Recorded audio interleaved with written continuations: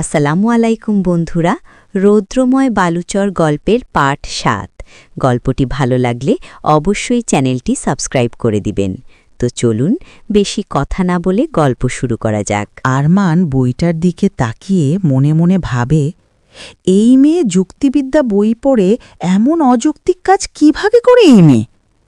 বালের মেয়ে মানুষ, ভালোভাবে কথা বলতে এসেও শান্তি নেই। এই হাফ ইঞ্চি লুলু মেয়ের হাতে মার খেতে হয় যেখানেও সেখানে। তাকে ধরে পেটাচ্ছে কোনো কারণ ছাড়াই। কি দোষ দহের তার? রাগে দাঁত হির হির করে আরমান শক্ত গলায় বলে, এই হাফ ইঞ্চি মেয়ে, দাঁড়াও বলছে এখানে। আর এক পা এগোলে পা ভেঙে ফেলব তোমার, তুলে নিয়ে বিক্রি করে দিব, বলে দিলাম কিন্তু। আরমানের এমন দমকে কথা বলতে শুনে পা থেমে যায় তার। ভয় চোটে আর এক পাও এগুতে পারছে না সে। মনের মধ্যে একঝাঁক ভয় এসে বাসা বাঁধে। যদি তাকে কোনো ক্ষতি করে দেয়, এবার যদি সত্যি সত্যি তাকে বিক্রি করে দেয়। তার ভাবনার মাঝে আরমান এসে দাঁড়ায় জারার সামনে। এই মেয়ে, এই, আমাকে কি তোমার সরকারি মনে হয়?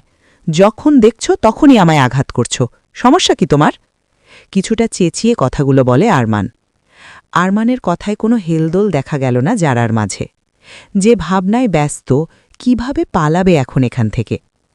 আরমান জারার কোনো হেলদোল করতে না দেখে আরও কিছুটা সমানে এগিয়ে আসে জারার দিকে।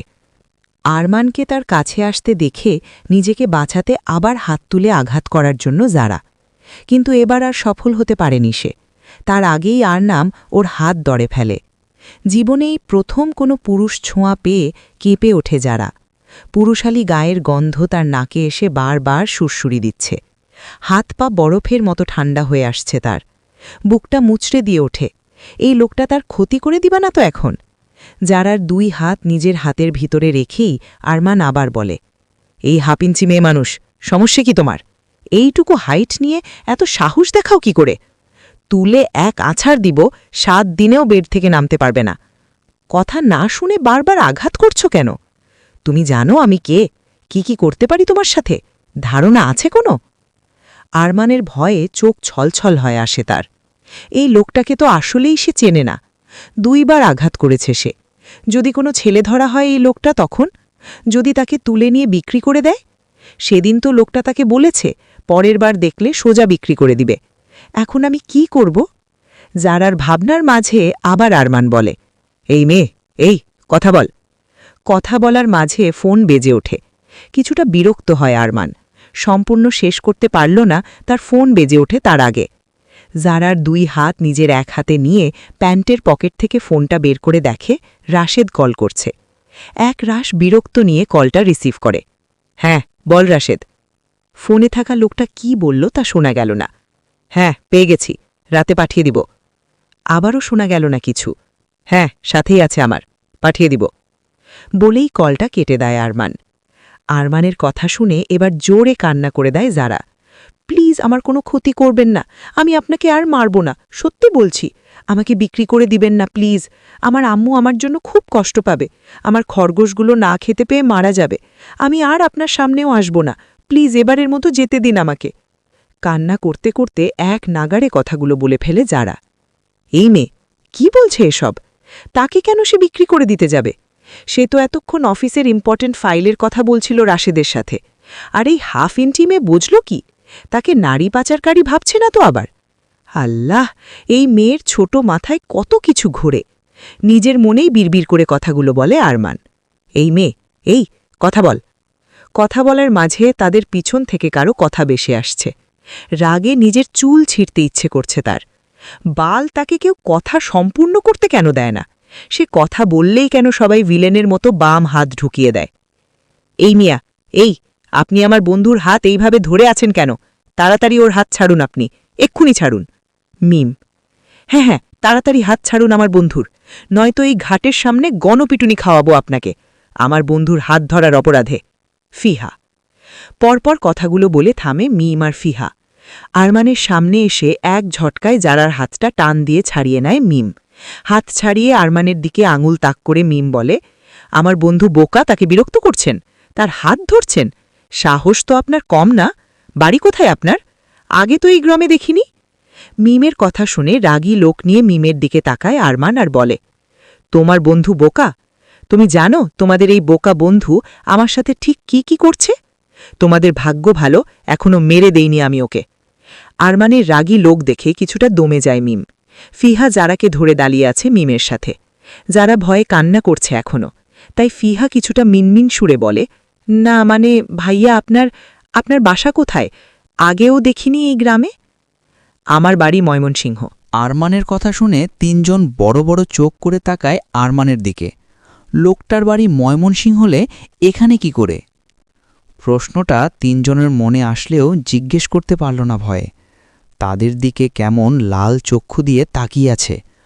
ধরতে পারলেই খেয়ে ফেলবে। এখন এখান থেকে কেটে পড়লেই ভালো। ফিহা, না মানে থাকুন আপনি এখানে, আমরা যাই, হি। মেকি হাসি দিয়ে বলে, আচ্ছা ভাইয়া, আমরা তাহলে আসি, দেরি হয়ে যাচ্ছে আমাদের। মিনমিন সুরে কথাটা বলে মিম। আরমানও আর কিছু বলল না, এক পলক জারার দিকে তাকায়। মাথা নিচু করে দাঁড়িয়ে আছে। ভয়ে কান্না করছো এখনও। নামটা আর জানা হলো না তার। শুধু বলে চলে যায় তাদের সামনে থেকে। কলেজে চলে আসে তিনজন। সব ক্লাস শেষ করে মাঠে বসে আছে তিনজন। কেউ কোনো কথা বলছে না। মিম একটা দীর্ঘশ্বাস ফেলে জারাকে জিজ্ঞেস করে, কি হয়েছিল সকালে? জারা তাদের সব খুলে বলে। প্রথম দিন থেকে শুরু করে আজ পর্যন্ত তার সাথে যা যা ঘটেছে। জারার বলা শেষ হলে ফিহা বলে, সোনা, তুই আমাদের আগে কেন বলিসনি এসব কথা? মিম, আগে বললে আজ আমরা তোকে বটগাছতলায় একা দাঁড়িয়ে থাকতে দিতাম না এখনো। জারা, আমি জানতাম না কি এত কিছু ঘটে যাবে। ফিহা, যাই বলিস, লোকটা কিন্তু বহুত হ্যান্ডসাম আছে। কি বডি লোকটার! জিম করা শরীরে সুঠামদেহী একজন আকর্ষণীয় পুরুষ। কি সুদর্শন দেখতে! আমি তো ফিদা হয়ে গেছি রে যারা। এই, তোর উল্টাপাল্টা কথা বন্ধ কর। সব সময় বাজে কথা শুধু তোর। যারা, আমার সাথে এই পর্যন্ত 2 বার দেখা হলো লোকটার সাথে। আমিও এত ভালো করে লোকটা পর্যবেক্ষণ করতে পারিনি। আর তুই এক দেখায় এত কিছু লক্ষ্য করে ফেলছিস ফিহা? কিছুটা অবাক হয়ে কথাগুলো বলে যারা। ফিহা, কেন, তোর বুঝি হিংসা হচ্ছে লোকটাকে আমি ভালোভাবে দেখেছি বলে? যারা, আমি কেন হিংসা করতে যাব? আজব, আমি তো শুধু এমনিই বললাম তোকে। আর ওই লোকটাকেই দেখলে আমার ভয় করে, হাত পা ভয়ে ঠান্ডা হয়ে আসে। কি ভয়ঙ্কর লোক! আর একটু হলেই আমাকে বিক্রি করে দিত। তোদের কথা বন্ধ করবি? আগে আমার কথা শোন। জারা আর ফিহা চুপ হয়ে যায়। আর দুজনে একসাথে বলে, বল। মিম, আজ ওই বড় মাঠে দারোয়ানকে মজা দেখাতে যাব। আমার কলিজাটাকে মাঠের ভিতরে ঢুকতে দেয়নি ওই দিন, বুড়ো শয়তান দারোয়ানটা।